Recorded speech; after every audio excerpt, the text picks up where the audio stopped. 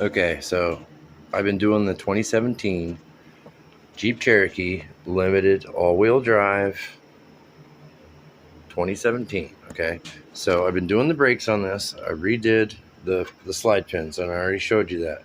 But this is a little side thing that I wanted to show you, because if you're going to work on Jeeps, you're going to have to know these things. And back here where these slide pins go in, there's a little bolt in there, and that bolt, I've owned several Jeeps, and that bolt tends to rattle out and fall out. And so does this one. This is the caliper bracket bolt. Okay, you're going to get to know those things if you have a Jeep, because they fall out all the fucking time. Pardon my language. I'm sorry. This video is not made for kids.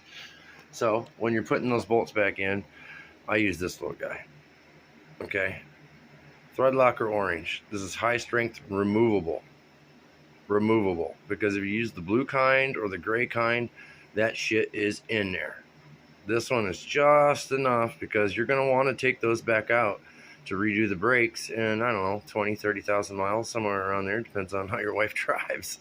My wife, okay, we won't get into that subject, but I put just a little dab on the threads in there, and that makes all the world of difference, believe me, because I've been buying those bolts and buying those bolts. And this is another bolt right here. On these Jeeps, they have this little bolt in here that holds the caliper to the hub assembly. And you think you can get away with not doing that, but it puts a lot of stress on your lug nuts, because on this one, they're lug pins. So it's a bolt that goes in there with the lug nut made into it. So do yourself a favor, put that in there.